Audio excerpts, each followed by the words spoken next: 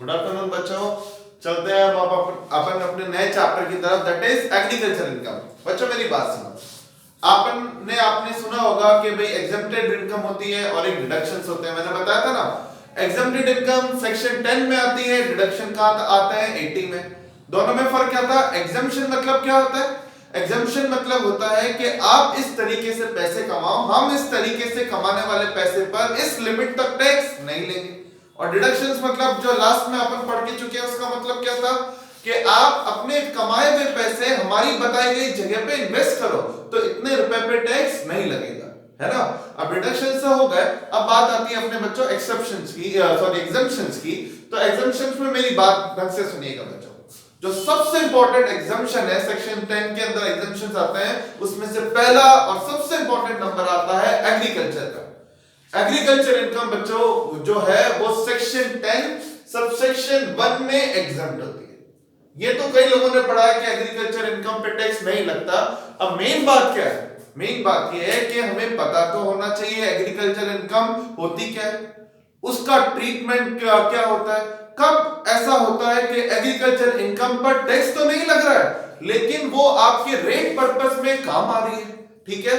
तो कहने का मतलब क्या है बच्चों, डायरेक्ट अगर अपन सीधे मुद्दे पर आए, हम लोगों को ये समझना है कि एग्रीकल्चर इनकम पहले होती क्या है, क्या ये पूरी तरीके से एग्जम्प्ट है या फिर कुछ पोर्शन एग्जम्प्ट है।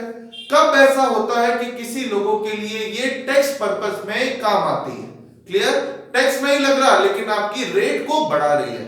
एक्चुअल में गवर्नमेंट बड़ी थोड़ी सी यहाँ पे गवर्नमेंट ने चालाकी खेली बच्चों। एग्रीकल्चर इनकम पे टैक्स नहीं ले सकते, ये किसने कहा? कॉन्स्टिट्यूशन ने कह दिया। तो गवर्नमेंट कॉन्स्टिट्यूशन से ऊपर तो है नहीं, तो गवर्नमेंट ने क्या किया? एग्रीकल्चर इनकम को तो हटा दिया, टैक्स नहीं लिया, बट उसको रेट पर्पस में शामिल कर दिया। कैसे? वो आज अपन पढ़ेंगे। तो स्टार्टिंग करते हैं, पहले अपन पढ़ते हैं एग्रीकल्चर इनकम क्या होती है, फिर उसका ट्रीटमेंट कंडीशन क्या होती है, कब ये आप लोगों को टैक्स में नुकसान दे सकती है, उसका ट्रीटमेंट क्या होता है, और अगर किसी केस में पोर्शन है तो वो पोर्शन क्या है। ठीक है, वन बाय वन चालू करें अपन।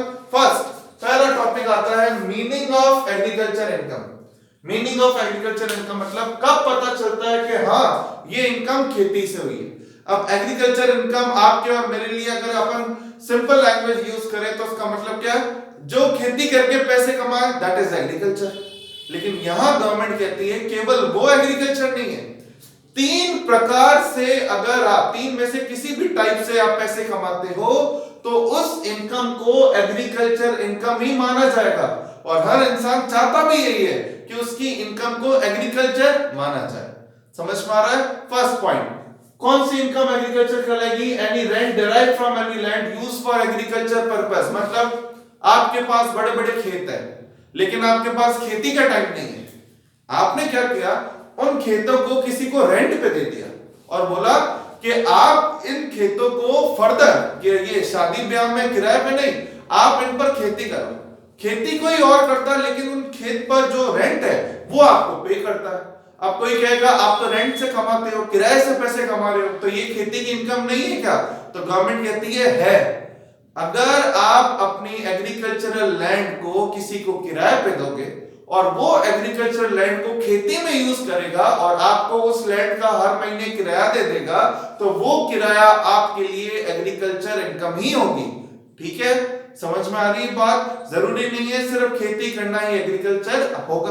Point number 2, income derive from cultivation of land. ये तो डायरेक्ट खेती होगी। ठीक है, सिंपल सी बात ये है, आप किराए पे दो, सामने वाला खेती करे, या आप खुद उस लैंड पर खेती करते हो। वो लैंड चाहे अर्बन में हो या रूरल में, होनी एग्रीकल्चरल लैंड चाहिए। समझ में आ रहा है? ठीक है, तो अगर आप एग्रीकल्चरल लैंड पे खुद ही खेती कर रहे हो, खुद आपने किसी को पैसे एम्प्लॉय रख रखे हैं, आपके फैमिली मेंबर है, वो खेती करते हैं, तो वो सब जो होगा वो पॉइंट नंबर बी में कवर होगा। अब इसके अलावा भी कोई खेती में आता है क्या? आता है। तीसरा आता है बिल्डिंग। अब कोई सोचे बिल्डिंग कब से खेती में आने लगे? खेती करना तो अलग चीज हो गई। गवर्नमेंट ने फॉर द प्रमोशन ऑफ ये एग्रीकल्चर प्रोडक्ट के स्टोरेज के लिए, एक्चुअल में आपने सुना होगा हर साल हमारा बहुत बड़े क्वांटिटी में वीट वगैरह खराब हो जाती है क्योंकि उसका प्रॉपर स्टोरेज हाउस नहीं है। तो गवर्नमेंट ने बोला अगर कोई खेती की जमीन पर या उसके आसपास कोई बिल्डिंग बना देता है, कोई वेयर हाउस बना देता है, कोई गोडाउन बना देता है, और उस वेयर हाउस में, गोडाउन में, बिल्डिंग के अंदर केवल और केवल एग्रीकल्चर प्रोडक्ट की स्टोरेज की जाती है, मतलब मैंने इस साल 100 बोरी गेहूं उगाया है, लेकिन मेरे पास रखने की जगह नहीं है। पड़ोस में एक बंदे ने बोला मेरी बिल्डिंग में रख दे, मैं इतना किराया लूंगा, तो मैंने वो सारा सामान उसकी बिल्डिंग में रखा और मैं उन्हें एक किराया पे करता हूं। उनको गवर्नमेंट कहती है कि मैं जो किराया उनको दूंगा वो इनकम उनके लिए भी एग्रीकल्चर ही कहलाएगी। समझ में आ रहा है? आप ये मत सोचना सर वो तो बिल्डिंग से कमा रहा है, लेकिन वो बिल्डिंग है किसके लिए? For the purpose of storage house of agricultural product. समझ में आया? एग्जाम में आता है स्टड फार्म एग्रीकल्चर है क्या? नहीं। एग्जाम में आता है ये फार्म हाउस के अंदर, फार्म हाउस तो एग्रीकल्चर में आ जाएगा, लेकिन कोई फार्म हाउस को शादी ब्याह में किराए पर देता है वो एग्रीकल्चर नहीं है। कहने का मतलब आपकी इनकम का जुड़ाव कहीं ना कहीं खेती से, उस खेती से उगने वाले जो सामान से होना चाहिए, तो आपकी इनकम एग्रीकल्चर कहलाएगी। समझ में आ रहा होगा शायद आप लोगों को, ठीक है? तो ये बात क्लियर हुई। तो अपना एक, हाँ लेकिन एक बात ध्यान रखना, एग्जाम में एक बार आया था, ये एग्रीकल्चर इनकम पाकिस्तान में हुई तो जो भी इनकम है, चाहे वो बिल्डिंग से हो, चाहे खेती की जमीन से हो या किराए से हो, इनकम विद इन इंडिया होनी चाहिए। समझ में आया? आउटसाइड इंडिया आपको एक खेती से पैसे आ रहे हैं, वो एग्रीकल्चर इनकम में काउंट नहीं होगा। क्लियर? तो जिस प्रकार से भी कमाना है, खेती करके, किराए पे देके कमाओ, लेकिन विद इन इंडिया वो होनी चाहिए। क्लियर? एक टॉपिक कंप्लीट हुआ अपना कि भाई एग्रीकल्चर क्या होता है। इसके अलावा जो इनकम आप कमाओगे वो एग्रीकल्चर नहीं है, तो उस पर ये चैप्टर एप्लीकेबल नहीं होगा, वो एक नॉन एग्रीकल्चर इनकम कहलाएगी, जिस पर जो नॉर्मल प्रोविजन है वो लगेंगे। ठीक है? अब नेक्स्ट बात आती है condition of agriculture income. Condition क्या बच्चों, मेरी बात सुनो, सीधा सा एक ही जवाब है, एग्रीकल्चर इनकम क्या होती है? एग्जेम्प्ट होती है। लेकिन कुछ लोगों को ये एग्रीकल्चर इनकम रेट पर्पस के लिए दुख में डाल रही है। अब रेट पर्पस में पहली बात तो किसको दुख में डाल रही है? बाकी तो सबको फ्लैट डिस्काउंट है, फ्लैट एग्जेम्प्ट है, लेकिन यहां पर क्या है वो सुनो। अगर एग्जाम में आता है असेसी एक इंडिविजुअल एचयूएफ एओपी है, असेसी एक बेसिकली इंडिविजुअल एचयूएफ है जिसकी एग्रीकल्चर इनकम 5000 से ज्यादा है, non agriculture income maximum amount not chargeable to tax से ज्यादा है। मेरे कहने का मतलब समझ रहे हो बच्चों? कहने का मतलब ये है, जैसे मान लो मैं हूं, मैं इंडिविजुअल हूं, नॉन एग्रीकल्चर सैलरी से, बिजनेस से 2.5 लाख से ज्यादा कमाता हूं, खेती से 5000 से ज्यादा कमाता हूं, तो मेरे ऊपर एग्रीकल्चर इनकम के प्रोविजंस एप्लीकेबल होंगे, सीधे तौर पर एग्रीकल्चर इनकम एग्जेम्प्ट नहीं होगी। मतलब अगर इस कंडीशन में मैं नहीं पढ़ता, मैं बच जाता इस कंडीशन से, फॉर एग्जांपल एग्रीकल्चर इनकम मुझे होती केवल 3000, तो वो 3000 आप काउंट ही मत करो, दिखाओ ही मत, चलेगा, कोई फर्क नहीं पड़ता। लेकिन अगर वही 5000 से ज्यादा है, नॉर्मल इनकम 2.5 लाख से ज्यादा है, और मैं कौन हूं? इंडिविजुअल एचयूएफ, कंपनी होता तो एग्रीकल्चर इनकम 2 करोड़ भी होती, काट देते, कोई मतलब नहीं होता। आप एग्जाम में सॉल्यूशन करते वक्त उस एग्रीकल्चर इनकम को भूल भी जाते तो भी कोई फर्क नहीं पड़ता। लेकिन फर्क किसको पड़ेगा?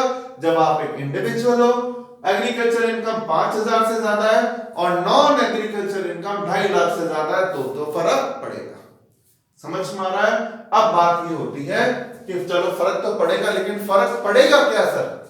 पड़ेगा क्या? वो अब आपके आता है, that is treatment of agriculture income. जिस इंसान को एग्रीकल्चर इनकम 5000 से ज्यादा होती है और non agriculture income 2.5 lakh, senior citizen के लिए 3 लाख और सुपर सीनियर की 5 लाख से ज्यादा होती है, वो इंडिविजुअल होता है, तो उस पर एग्रीकल्चर इनकम का इंपैक्ट रहेगा फॉर टैक्स पर्पस। अब क्या रहेगा वो अपन इन स्टेप से सीख सकते हैं। अब क्या कहते हैं ये स्टेप, समझिएगा किस तरीके से आप किसी भी बंदे की टैक्स लायबिलिटी निकालोगे अगर उसके ऊपर ये ऊपर वाली कंडीशन फुलफिल हो रही है। मैं वापस बोल रहा हूं, अगर ऊपर वाली तीनों कंडीशन फुलफिल नहीं होती तो एग्रीकल्चर इनकम को जब आप टैक्स निकालने बैठो तो काउंट ही मत करना, साइड में रख देना।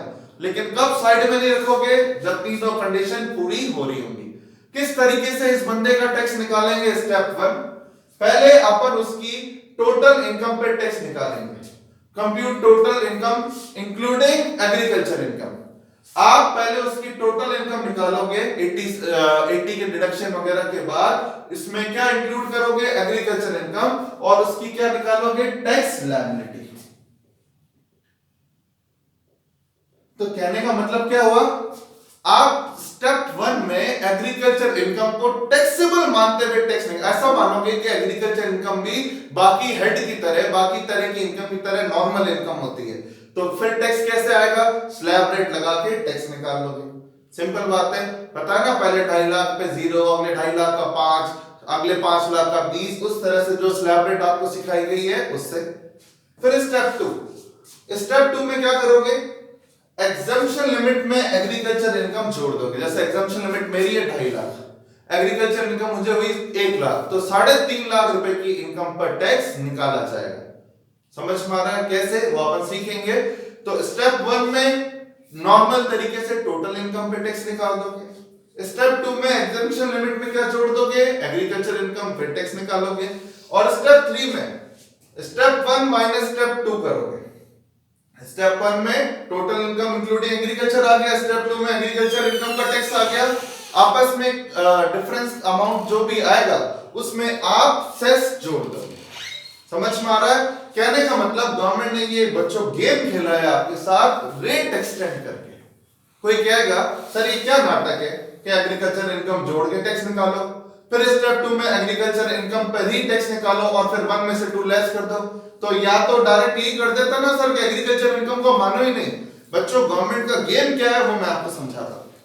एग्रीकल्चर इनकम जोड़ने से मे भी आपकी टैक्स रेट की स्लैब हाई चली जाएगी, 4 साढ़े जो आपकी 5% होती है 5 लाख पे, वो 5 से ऊपर 20 पे चली जाएगी।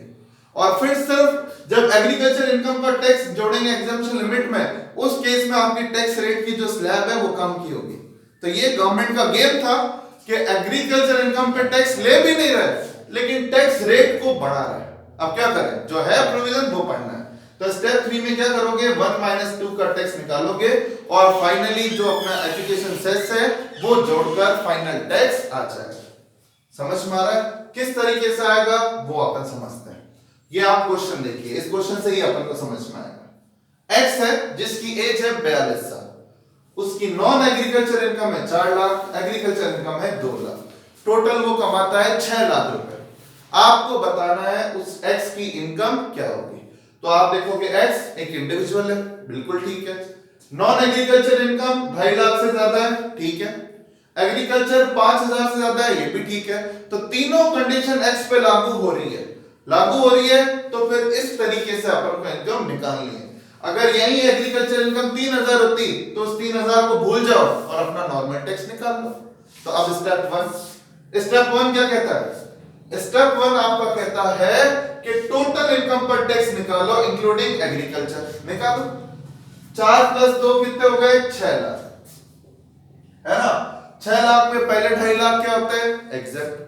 अगले 2.5 लाख का 5% 12,500, अगले बैलेंस 1 लाख का 20% 20,000, 12,500 प्लस 20,000 32,500। ये आपका बेसिक टैक्स आ गया। आपको स्लैब रेट दी भी है ना, मैंने खूब बताया हुआ भी है क्लास में 6 लाख पे टैक्स कैसे निकालता है, क्लियर। तो स्लैब रेट लगाई और स्लैब रेट में टैक्स आया 32,500। तो क्या किया मैंने, एग्रीकल्चर इनकम को टैक्सेबल मानते हुए टैक्स निकाल दिया।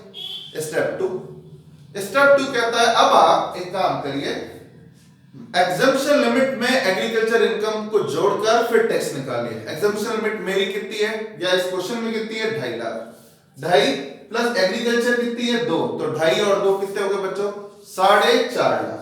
4.5 लाख रुपए की इनकम पे टैक्स कैसे निकलेगा, 4.5 लाख में पहले 2.5 लाख एग्जेम्प्ट, बचे में 2 लाख का 5% 10,000 रुपए, तो आ गया 10,000 रुपए। समझ में आ रहा है ना, स्टेप 2 यही तो था। मैक्सिमम लिमिट जो एग्जम्पशन लिमिट होती है उसमें एग्रीकल्चर इनकम जोड़ दो, तो 4.5 है, 4.5 में 2.5 लाख एग्जेम्प्ट, बचे हुए 2 लाख का 5% 10,000 रुपए। समझ में आ रहा है, ठीक है, क्लियर। अब स्टेप 3 में क्या करना है, स्टेप 3 कहता है जो टैक्स टोटल का था उसमें से एग्रीकल्चर वाला हटा दो। 32,500 में से 10,000 गए, कितना टैक्स बन रहा है आपका, 22,500 रुपए। ये 22,500 आपका टैक्स बन रहा है एग्रीकल्चर इनकम वाला टैक्स हटाने के बाद। ठीक है, बन गया 22,500। अब वैसे तो यहाँ क्वेश्चन खत्म हो जाता, केवल सेस जुड़ता, लेकिन एक पॉइंट रह गया। पॉइंट क्या है, अगर किसी की इनकम, मैंने आपको क्लास में भी बताया था, 5 लाख तक होती है तो उसको एक तरह से एग्जेम्प्ट माना जाता है। हालांकि एग्जेम्पशन लिमिट 2.5 लाख है, लेकिन फिर भी उसको एग्जेम्प्ट माना जाता है। क्यों? क्योंकि मैंने आपको एक चीज क्या समझाई थी बच्चों, कि गवर्नमेंट रिबेट देती है 87A में 12,500 तक की। मतलब 5 लाख रुपए की इनकम है तो आपका टैक्स कितना बनता है, 12,500। 12,500 की मैक्सिमम टैक्स रिबेट है। 5 लाख 1 रुपया कमाते हो तो कोई रिबेट नहीं है, 5 लाख तक कमाते हो तो फिर 12,500 की टैक्स रिबेट है। पढ़ा है ना अपन ने ये प्रोविजन। तो उस केस के अंदर देखो, अगर वैसे तो एग्रीकल्चर इनकम को काउंट करके टैक्स आ गया, लेकिन नॉन एग्रीकल्चर इनकम तो इसकी 4 ही है ना बच्चों, 4 ही है, जो कि 5 से कम है। और अगर 5 से कम है तो उसको 12,500 रुपए की टैक्स रिबेट मिलेगी। समझ में आया? 12,500 का मतलब है 22,500 उसका टैक्स बन रहा है। मैक्सिमम रिबेट कितनी है, 22,500। तो 22,500 में से 12,500 लेस हुए, टैक्स कितना बन रहा है बच्चों, 10,000 रुपए। अगर ये नॉन एग्रीकल्चर इनकम 6 लाख होती तो मैं ये 12,500 लेस नहीं करता, क्योंकि टैक्स रिबेट तभी मिलती है जब इनकम 5 लाख तक हो। 5 लाख से 1 रुपया भी ज्यादा होता है तो टैक्स रिबेट नहीं मिलती, लेकिन यहाँ 5 लाख से कम है ना, इसलिए उसको रिबेट मिलेगी। तो उसको रिबेट मिली तो टैक्स कितना हुआ, 10,000। कोई सोच भी रहा होगा सर क्या है इतने सारे नाटक ऐसे करो, ये ध्यान रखो, ऐसा कितना याद रहेगा। तो मेरी बात सुनो बच्चों, गवर्नमेंट ने 10,000 टैक्स आपको फालतू बेवकूफ बना के ले लिया। जब गवर्नमेंट कह रही है एग्रीकल्चर इनकम एग्जेम्प्ट है, तो बस इसको जीरो मानते हुए इनकम कितनी होती है, 4 लाख पे टैक्स तो बनता ही नहीं है। पहले 2.5 लाख पे जीरो होता है और बचे हुए 4 लाख पे जो टैक्स बनता है वो टैक्स रिबेट में आ जाता है। लेकिन गवर्नमेंट ने देखो चालाकी ऐसी करी कि आपको टैक्स रेट बढ़ाकर आपसे 10,000 टैक्स मार लिया। क्लियर? समझ में आया? तो ये 10,000 आया, इस पे हेल्थ एजुकेशन सेस कितना है, 4%। तो फाइनल टैक्स आपका कितना आएगा, 10,400। क्लियर? इस तरीके से आप किसी भी बंदे का टैक्स चार्ज करोगे। क्लियर? वापस बोल रहा हूं पॉइंट चेंज कर करके, अगर ये 6 लाख रुपए होता तो मैं ये 12,500 लेस नहीं करता।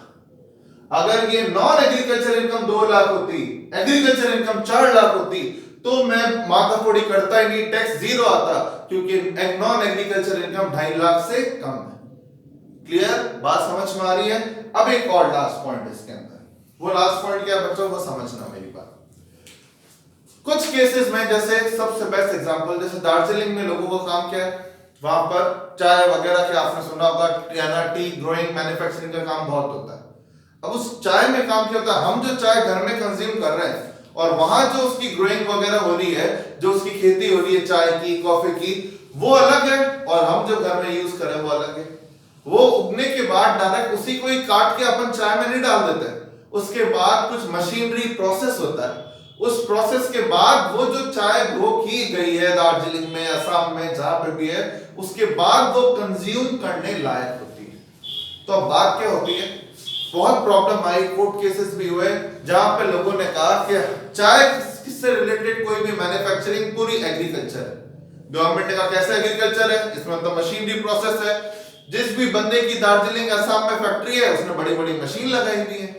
तो फिर गवर्नमेंट ने लास्ट में एक रेशियो पर्पस निकाला। क्या रेशियो पर्पस, सुनो, अगर आप ग्रोइंग एंड मैन्युफैक्चरिंग टी का, एग्जाम में लिखा हुआ टी से रिलेटेड आपका ग्रोइंग एंड मैन्युफैक्चरिंग का काम है, तो जो भी आपकी इनकम होती है, फॉर एग्जांपल 5 लाख इनकम होती है आपकी इस टी बिजनेस से, तो 60% पोर्शन एग्रीकल्चर कहलाएगा और 40% नॉन एग्रीकल्चर।